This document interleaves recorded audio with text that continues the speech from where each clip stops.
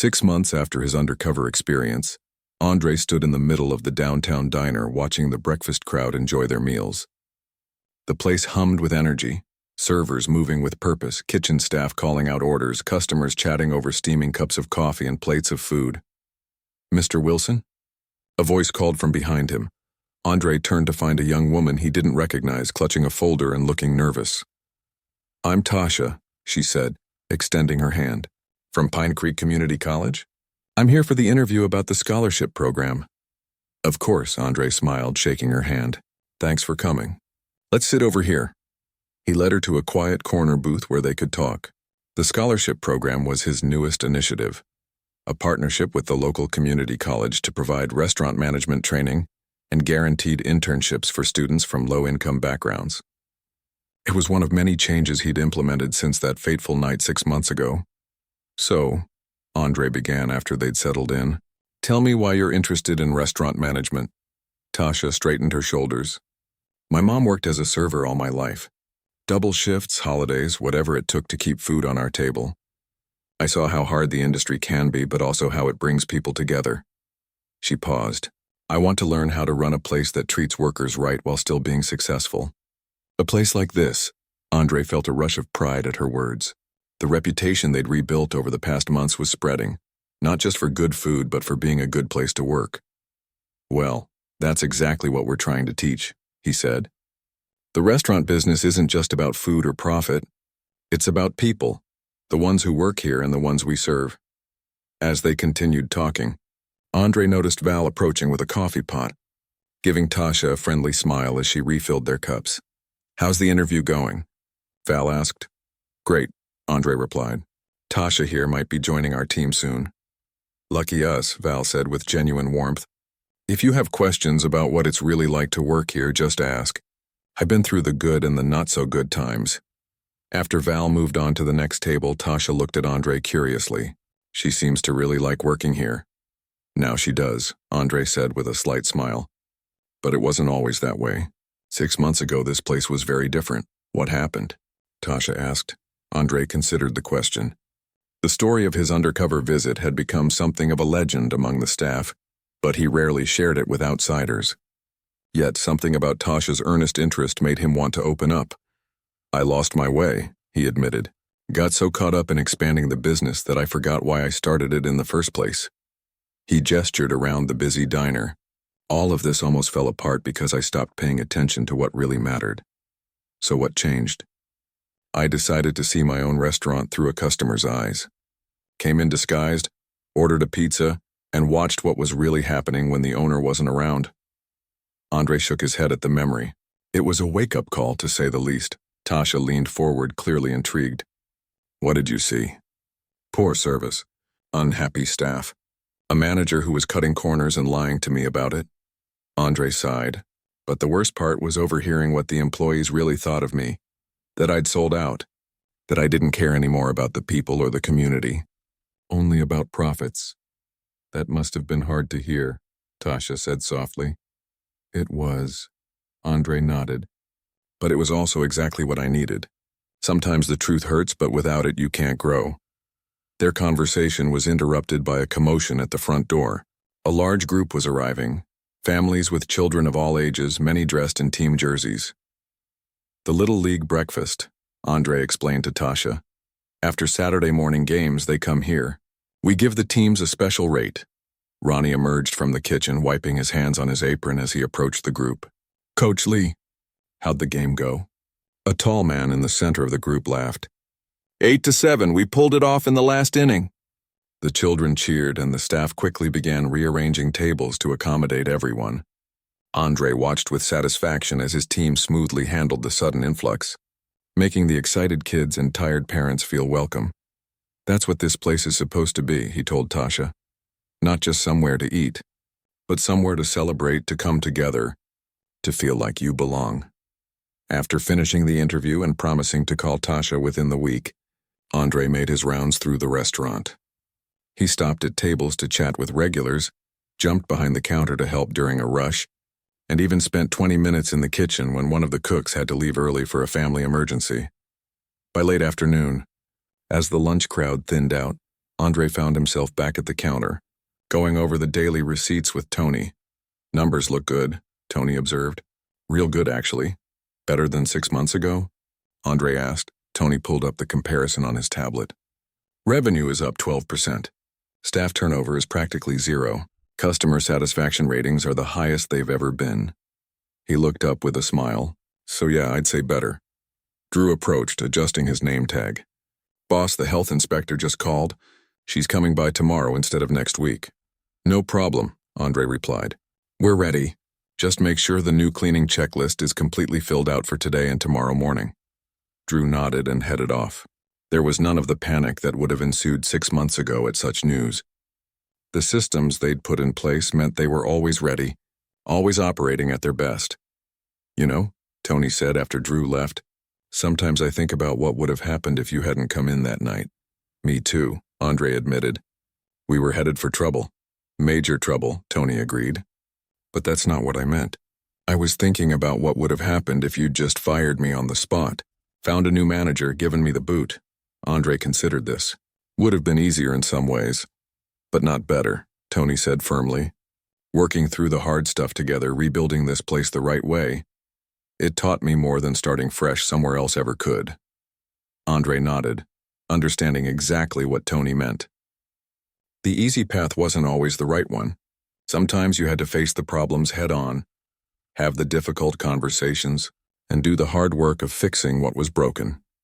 As the afternoon shifted into evening, Layla arrived with their children, now a regular weekend tradition. The kids immediately ran to the kitchen to see what new dessert Ronnie had created, while Layla slid onto a stool at the counter beside Andre. How was today? She asked, stealing a French fry from his plate. Good, Andre said simply. Really good. You still don't regret stepping back from the expansion plans? She asked. It had been a major decision, putting on hold the 4th and 5th locations they'd been about to open, focusing instead on getting the existing restaurants right. Not for a second, Andre said without hesitation. We'll expand again someday, but this time we'll do it right. Make sure the heart stays in each place, not just the logo and the menu.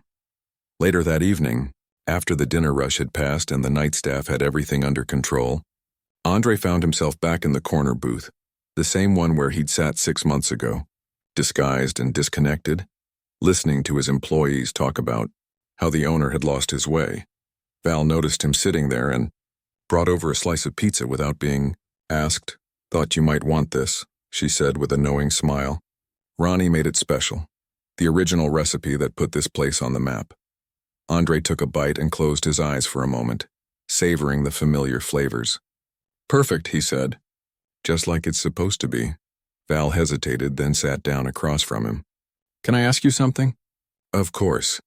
That night when you came in undercover and heard Drew and me talking, were you mad at us? Andre considered the question. No, he said honestly. I was mad at myself. You were just saying what was true. The place had lost its way because I had lost my way. Val nodded slowly. Well, for what it's worth, I'm glad you found it again.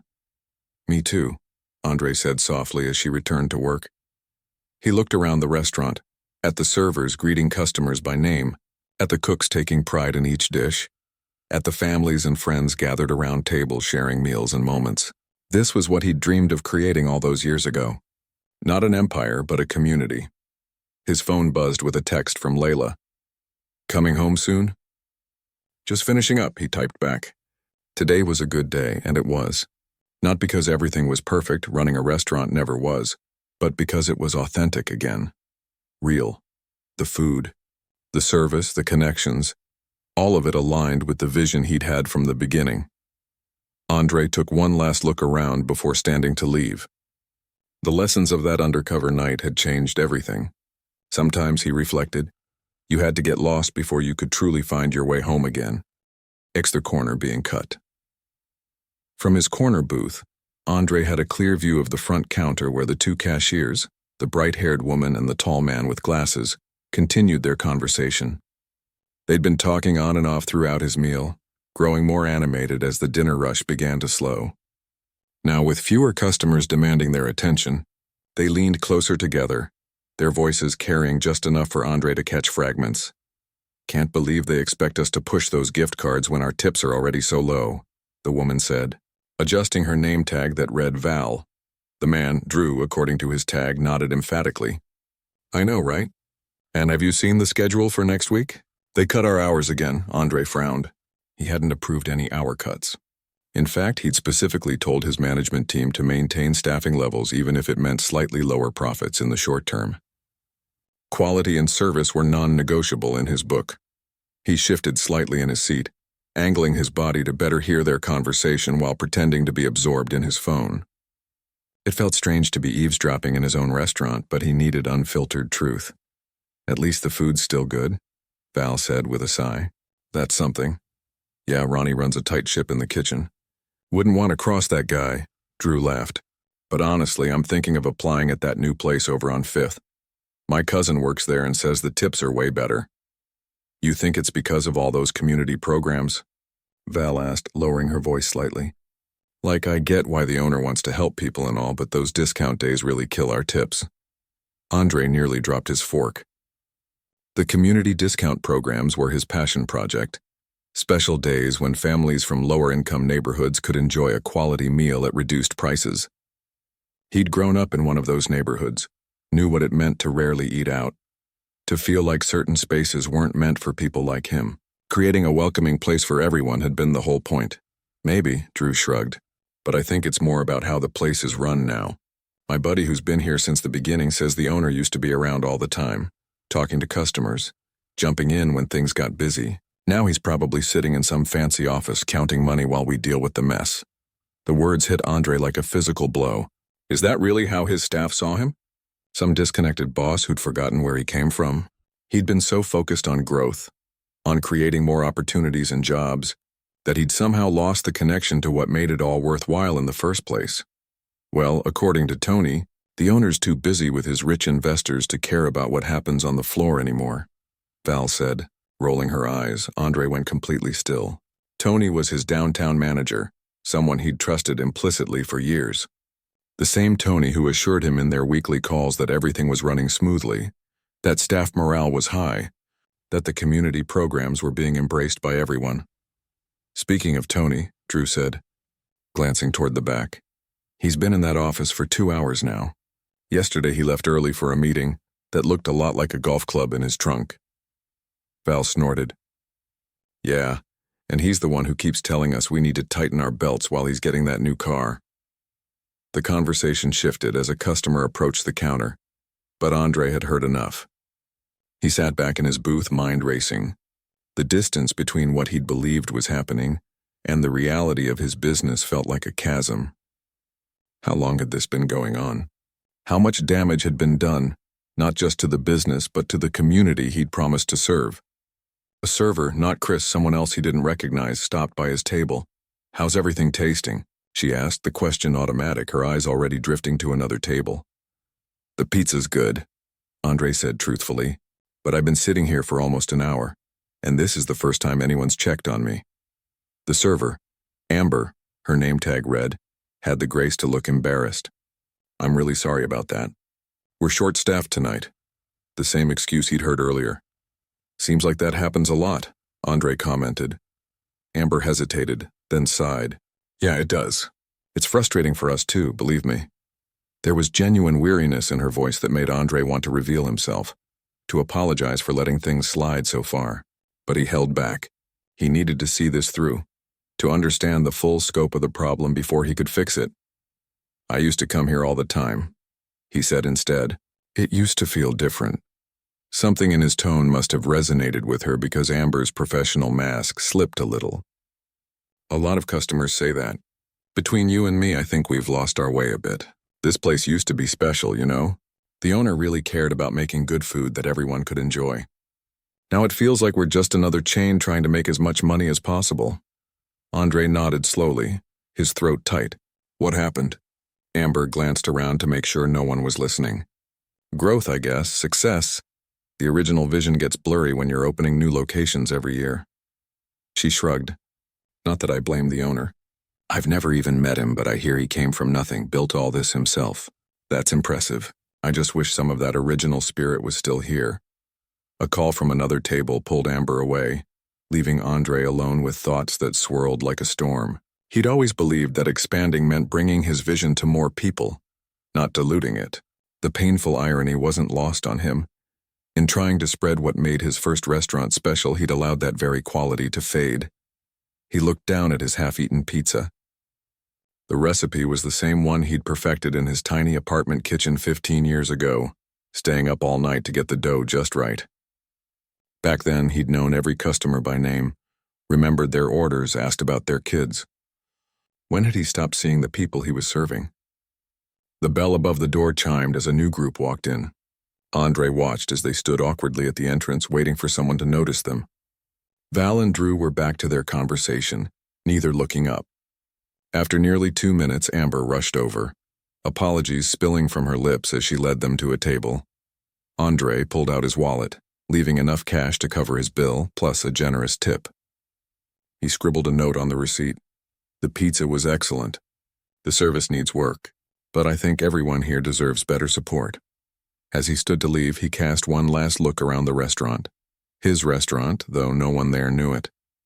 The place was still beautiful in many ways, still humming with potential. The bones were good. The heart needed revival. He walked past Val and Drew without looking at them, though their words echoed in his mind. He wasn't angry at them, their frustrations were valid. The person who deserved his anger was the man he saw in the mirror that morning, the owner who'd forgotten what it meant to truly be present. Outside, the evening air felt cool against his face. Andre stood on the sidewalk, watching through the window as life continued inside the diner he'd poured his dreams into. Tomorrow would bring difficult conversations, hard decisions. There would be changes, starting with Tony but not ending there. The biggest change needed to happen with Andre himself. He pulled out his phone and texted Layla. "You were right. I've got work to do." Her reply came seconds later. "The good kind of work?" Andre smiled for the first time that evening. "The best kind. The kind that matters." He pocketed his phone and began the walk to his car, plans already forming. By the time he reached the driver's seat, he knew exactly what needed to happen next. Andre barely slept that night. He lay awake beside Layla, staring at the ceiling as scenes from the restaurant played over and over in his mind. The dismissive attitudes of the staff, the neglected customers, the comments about Tony, the belief that Andre himself had abandoned his own vision for money. "You're thinking so loud I can practically hear it," Layla murmured, rolling over to face him in the darkness. "Sorry," Andre whispered. "Just trying to figure out where to start." Layla propped herself up on one elbow. "Start with what you know for sure, not what you think you know." It was solid advice, the kind she'd been giving him since they were 22 and dreaming of opening their own place. Back then, they'd sketch business plans on napkins, debate menu items for hours, and promise each other they'd never lose sight of why they wanted to do this in the first place. To create something meaningful, something that brought people together. "What I know for sure," Andre said slowly, "is that the food is still good, but everything else has fallen apart. The service, the atmosphere, the whole spirit of the place." He paused, "And Tony has been lying to me for months, maybe longer." "That's somewhere to start," Layla said. "But remember, this isn't just about Tony. Something made it possible for things to slip this far." Andre nodded in the darkness. The truth in her words stung, but she was right. He'd been so focused on expansion, on proving himself to the investors and the bank, that he'd lost touch with the day-to-day reality of his business. He'd trusted blindly, delegated completely, and walked away. "I need to go back to basics," he said finally. "Starting tomorrow." Morning came too quickly. Andre dressed with purpose, choosing a simple button-down shirt and jeans rather than his usual business attire. Today wasn't about looking the part of a successful restaurant owner. It was about reconnecting with the art of what he'd built. He arrived at the downtown location an hour before opening. Through the windows, he could see the morning prep team at work. Ronnie directing the kitchen staff with his usual precision, a young woman he didn't recognize wiping down tables, an older man mopping the floors. No sign of Tony yet. Andre used his key to enter through the back, the familiar sounds and smells of the kitchen washing over him. For a moment, no one noticed him standing there, watching the choreographed movements of the morning routine. Ronnie spotted him first, nearly dropping the stack of pans he was carrying. "Boss, didn't know you were coming by today." The kitchen fell silent as all eyes turned to Andre. He read the expressions: surprise, confusion, and in some cases a touch of anxiety. "Morning, everyone," Andre said, smiling to ease the tension. "Don't mind me. Just thought I'd check in, maybe lend a hand." Ronnie raised an eyebrow but recovered quickly. "Well, we can always use an extra pair of hands, especially if they know what they're doing." There was a gentle challenge in his chef's voice that made Andre grin. They'd started together, back when the restaurant was just a dream and a mountain of debt. Ronnie had stuck with him through the lean times, had believed in what they were building. "Don't worry," Andre said, rolling up his sleeves. "I still remember how to prep vegetables without losing a finger." For the next hour, Andre worked alongside the morning team, chopping onions, prepping dough, and listening. Really listening. Not to complaints or reports or sanitized updates, but to the rhythm of his restaurant waking up. The jokes between cooks. The small frustrations about equipment that needed replacing. The genuine pride when something turned out perfectly. "How often do you run short-staffed?" he asked Ronnie casually as they worked side by side. Ronnie gave him a look. "You checking up on Tony's reports?" "Just curious," Ronnie sighed. 3-4 times a week lately. We make it work, but it's rough on everyone, especially the servers." Andre nodded, filing away the information. "And the community discount program? How's that going?" "The program's good," Ronnie said firmly. "Brings in folks who wouldn't normally be able to eat here. Kids get a real restaurant experience. That's worth something." He paused. "But the way it's being run is causing problems. Servers lose tips, and Tony hasn't figured out how to balance the schedules to make up for it." The front door chimed, and through the pass-through window, Andre saw Tony walk in, 20 minutes later than he should have been there. He watched as Tony noticed the clean floors, the prepped dining room, and frowned in confusion. "Who opened up?" Tony called out, heading toward the kitchen. Andre stepped into view. "Morning, Tony."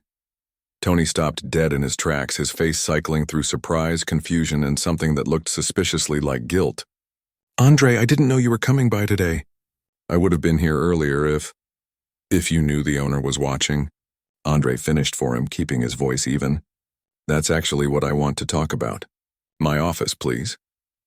The small office at the back of the restaurant had once been Andre's headquarters, where he'd paid bills, created menus, and dreamed up promotions.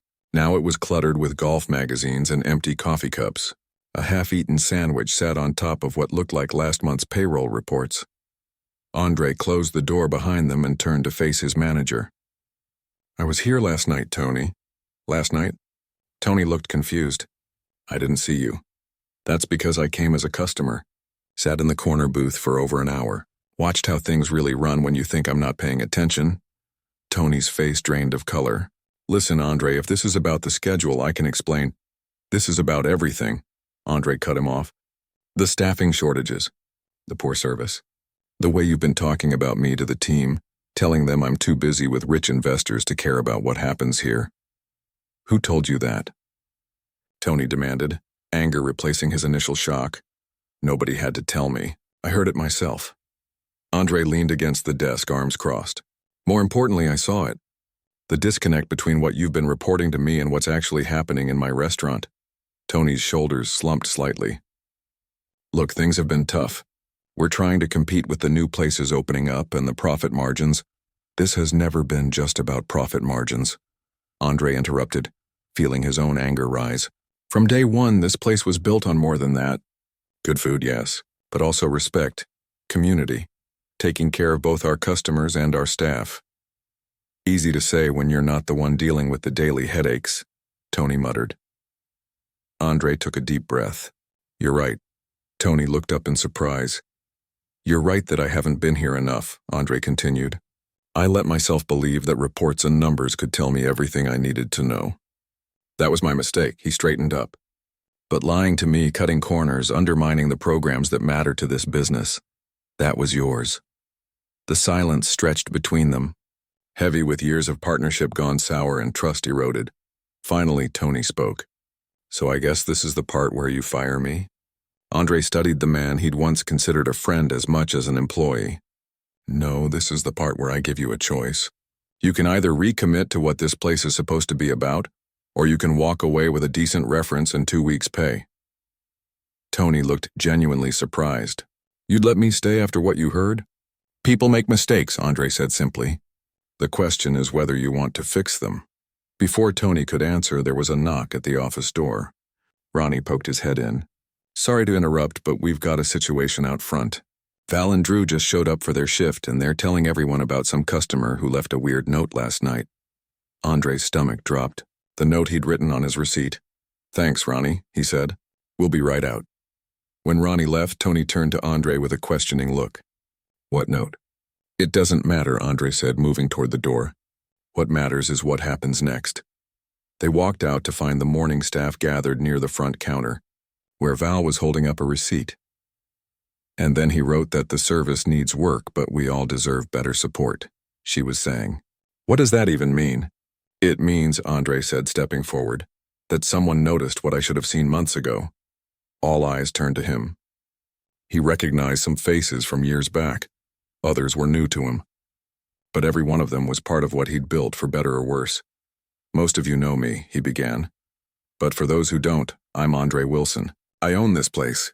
He paused, looking around the room. And last night I was that customer in the corner booth, watching my restaurant through new eyes. A murmur went through the group. Val's face flushed red as she realized who had overheard her conversation with Drew. I didn't come here today to point fingers or make people feel bad. Andre continued. I came because this place matters to me. It always has. Somewhere along the way I lost sight of that. I let myself get pulled away by expansion plans and investor meetings. And I wasn't here when you needed me to be. He looked directly at Val and Drew. I heard what you said about the community discount programs cutting into your tips. That's a real concern, and we need to address it. Those programs aren't going anywhere. They're at the heart of why this place exists. But we need to make them work for everyone, including you. Drew shifted uncomfortably. We didn't mean... You meant what you said. Andre cut in gently, and I needed to hear it. All of it. He turned to address the whole staff. Starting today, things are going to change around here. I'll be working shifts on the floor 3 days a week. We're going to revisit the scheduling, the training, everything that makes this place run. And we're going to remember why we're here in the first place. He could see the skepticism on some faces, the cautious hope on others. They'd heard promises before. Words were easy. It would take time to rebuild what had been lost. I know this won't fix everything overnight, Andre acknowledged. Trust takes time to earn back. But if you're willing to stick with me, I think we can make this place something special again. As the staff dispersed to continue opening preparations, Andre felt a mix of emotions he couldn't quite name. Regret for what had been lost, determination to make it right, and underneath it all, a rekindled passion for the work itself. He rolled up his sleeves and picked up a stack of menus. It was time to get back to basics. The first week was harder than Andre had expected. Despite his speech and promises, the staff remained wary. Years of disconnect couldn't be fixed with a few heartfelt words and good intentions. Trust had to be rebuilt day by day, moment by moment. Andre started by working alongside the servers during the busiest shifts. He delivered pizzas, cleared tables, and dealt with the occasional difficult customer. His hands, once soft from months of office work, grew calloused again. His designer shoes were traded for comfortable non-slip ones that could handle hours of standing on the hard kitchen floors. Table 12 needs more napkins, Val called out during the Friday dinner rush, barely looking up as she hurried past with 3 plates balanced on her arm. Andre grabbed a stack of napkins and headed to the table, where a family with 3 young children was dealing with a spilled soda. The youngest child, no more than 4 years old, looked on the verge of tears as his mother dabbed at his shirt. Accidents happen, Andre said cheerfully, handing the mother extra napkins. How about I bring you another soda on the house? The child's face brightened immediately, and the parents gave Andre grateful smiles. It was a small moment, the kind that happened dozens of times each shift. But these small moments were exactly what had been missing. Later, as the rush slowed, Andre noticed Val watching him with a thoughtful expression. What? He asked, wiping down a recently vacated table. Nothing, she said. Just surprised, I guess. Most owners wouldn't be doing this, Andre shrugged. Maybe that's the problem. Val hesitated, then spoke in a rush. Look, about what you overheard that night, I feel really bad. I shouldn't have been talking like that, especially not during a shift. Why not? Andre asked. It was true, wasn't it? Val blinked, clearly surprised by his response. The community discount days were cutting into your tips, Andre continued. That's a fact. The problem wasn't you noticing it. The problem was me not addressing it. He finished wiping the table and straightened up. That's why starting next week we're adding a tip supplement on discount days. The restaurant will make up the difference so your income stays consistent, no matter who you're serving. Val's eyes widened. Seriously? Seriously, Andre confirmed. It's already in the budget. The discount program matters to me, but so do you and everyone else who works here. We need to make it work for everyone. Word spread quickly through the staff. The tip supplement was just the beginning. Andre introduced regular staff meals before shifts, created a suggestion box that he personally emptied and responded to each day, and most importantly, he listened. Really listened. He learned that the dishwasher, an older man named Pete who'd been with the restaurant for 8 years, had ideas for reorganizing the kitchen storage that would save time during prep. He discovered that Amber, the server who'd been so honest with him during his undercover visit, was working her way through nursing school and struggling with her schedule. What if we created a more flexible shift system? Andre suggested during a staff meeting 2 weeks after his return. People could trade shifts more easily and we could build the schedule around major commitments like classes. That would be amazing, Amber said. But how would it work? Someone has to cover every shift. We'll figure it out together, Andre promised. Maybe we create a core team for each time slot, and a rotating group who can fill in as needed. Those who need more fixed schedules get them. Those who want flexibility get that. Drew, who had been notably quiet since Andre's revelation, spoke up. That could actually work. I could pick up more closing shifts if I knew I could swap when my band has a gig. Slowly, the atmosphere began to change. Customers noticed too. The reviews improved, mentioning not just the excellent food but the warm, attentive service. Regular customers who had started to drift away returned, welcomed by name and with genuine smiles. 1 month after his undercover visit, Andre was working the register when an elderly couple walked in, the man leaning heavily on a cane. Mr. and Mrs. Chen, Andre greeted them warmly. The couple had been coming every Wednesday for years. Your usual table is ready, Andre, Mrs. Chen said, her face lighting up. It's so good to see you here again. Just like the old days. It feels like the old days, Andre agreed, leading them to their preferred corner table with a view of the street. Only better. As he helped Mr. Chen into his seat, the older man looked up at him. We almost stopped coming, you know. It wasn't the same. But now, he gestured around the busy dining room, where servers moved with purpose and customers chatted comfortably. Now it feels like home again. The word stayed with Andre throughout the evening. Home, that's what he'd wanted to create from the beginning. Not just a place to eat, but a place to belong. Later that night after closing, Andre sat at one of the tables reviewing the day's numbers. Tony, who had chosen to stay and recommit to the restaurant's values, pulled up a chair across from him. Profits are down slightly, Tony said, pointing to a line on the spreadsheet. But customer return rate is up, Andre countered, and staff turnover is down to almost 0. Tony nodded thoughtfully. Long-term thinking versus short-term gains. Exactly, Andre said. We're building something that lasts, not just chasing quarterly numbers. Tony was quiet for a moment, then looked up. I owe you an apology, Andre. I lost sight of what this place was supposed to be about. Got caught up in trying to impress you with profits, thinking that's what mattered most to you now. And I owe you one too, Andre replied. I left you hanging, expecting you to read my mind about what mattered when my actions were saying something completely different. The two men sat in companionable silence for a moment.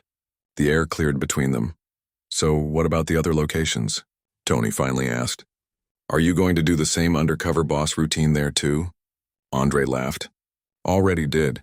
Spent last week rotating through both places. His expression grew more serious. They have their own challenges, but nothing like what happened here. This was the heart of it all, the place where it started. Letting it slide was like, he searched for the right words. Like forgetting where you came from, Tony finished for him. Yeah, Andre nodded. Exactly like that. The next morning, Andre arrived at the restaurant early to find Ronnie already prepping in the kitchen. pizza dough rising in covered bowls along the counter. "You're here early," Andre commented, tying on an apron. "Special day," Ronnie replied. "Figured we should be ready." Andre looked at him quizzically. "Special how?" "It's the 5-year anniversary of our first community discount day," Ronnie reminded him. "Don't tell me you forgot. You were so excited when you launched it, talking about how your mom could never afford to take you out to eat when you were a kid." Andre had forgotten. With everything that had happened, the date had slipped his mind entirely. But Ronnie had remembered. "I thought we might do something extra today," Ronnie continued. "I've been working on a new dessert pizza, cinnamon apple with caramel drizzle. Thought we could offer it free to families who come in for the discount program." Andre felt a lump form in his throat. "That's perfect," he managed. By noon, the restaurant was bustling. Families who might otherwise never be able to afford a sit-down meal filled the tables. Kids with wide eyes accepted their special dessert pizzas. Servers moved efficiently, their smiles genuine rather than forced. Andre watched it all from behind the counter, a deep satisfaction settling in his chest. This was what success really looked like. Not numbers on a spreadsheet or new locations opening, but people coming together, belonging, being served with dignity and care. His phone buzzed with a text from Layla. "How's it going today?" He typed back, "Come see for yourself. Bring the kids." 20 minutes later, the door chimed and Layla walked in with their 2 children. She looked around the packed dining room, taking in the happy chaos, the engaged staff, the sense of community that filled the space. Her eyes found Andre's across the room, and she smiled, a smile that said, "You found your way back." And he had. Not just to the restaurant, but to the reason he'd started it all in the first place. As he moved through the dining room toward his family, Andre realized that the most important thing he'd learned from his Undercover experience wasn't about business systems or management techniques. It, too, was about remembering why the work mattered in the first place. 6 months after his Undercover experience, Andre stood in the middle of the downtown diner, watching the breakfast crowd enjoy their meals. The place hummed with energy. Servers moving with purpose, kitchen staff calling out orders, customers chatting over steaming cups of coffee and plates of food. "Mr. Wilson?" A voice called from behind him. Andre turned to find a young woman he didn't recognize, clutching a folder and looking nervous. "I'm Tasha," she said, extending her hand. "From Pine Creek Community College? I'm here for the interview about the scholarship program." "Of course," Andre smiled, shaking her hand. "Thanks for coming. Let's sit over here." He led her to a quiet corner booth where they could talk. The scholarship program was his newest initiative, a partnership with the local community college to provide restaurant management training and guaranteed internships for students from low-income backgrounds. It was one of many changes he'd implemented since that fateful night 6 months ago. "So," Andre began after they'd settled in, "tell me why you're interested in restaurant management." Tasha straightened her shoulders. "My mom worked as a server all my life. Double shifts, holidays, whatever it took to keep food on our table. I saw how hard the industry can be, but also how it brings people together." She paused. "I want to learn how to run a place that treats workers right while still being successful." A place like this, Andre felt a rush of pride at her words. The reputation they'd rebuilt over the past months was spreading, not just for good food, but for being a good place to work. "Well, that's exactly what we're trying to teach," he said. "The restaurant business isn't just about food or profit. It's about people, the ones who work here and the ones we serve." As they continued talking, Andre noticed Val approaching with a coffee pot, giving Tasha a friendly smile as she refilled their cups. "How's the interview going?" Val asked. "Great," Andre replied. "Tasha here might be joining our team soon." "Lucky us," Val said with genuine warmth. "If you have Q,"